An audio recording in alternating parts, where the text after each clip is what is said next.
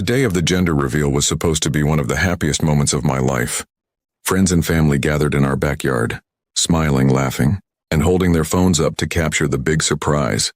I stood there filled with nervous excitement, believing I was about to find out whether I was having a son or a daughter. My wife looked radiant, or at least I thought so, as she clutched the large black balloon in her hands, ready to pop it. Everyone began chanting, "Pop it, pop it." I stood by her side, my heart pounding with joy. When she finally stuck the pin into the balloon, I expected a burst of pink or blue confetti, but instead small folded photographs came fluttering down, raining on the guests like cruel snowflakes. At first I thought it was some kind of joke, but then I bent down, picked one up, and my entire world stopped spinning.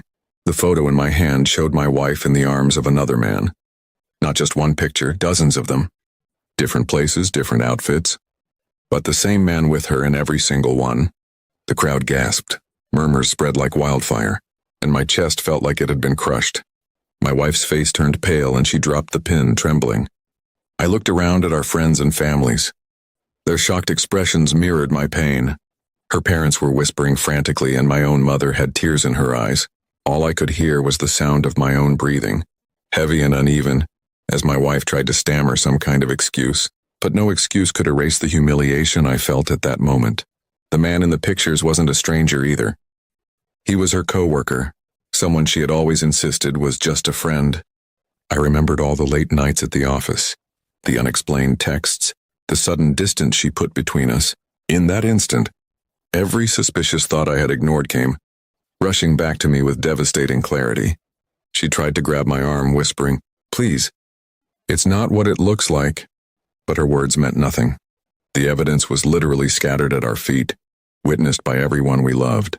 I pulled my arm away and stepped back, my body shaking with anger and betrayal. I felt like the whole world was watching my humiliation unfold. Silence hung heavy in the air until I finally spoke.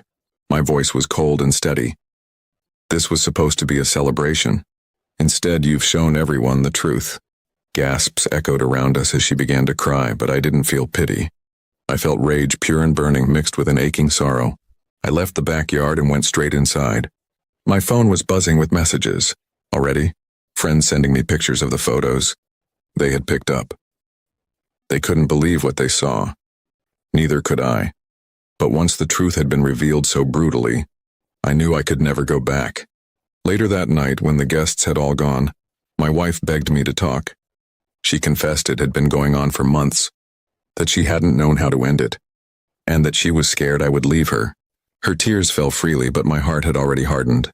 She had chosen lies and betrayal over honesty, and she had done it while carrying what was supposed to be our child.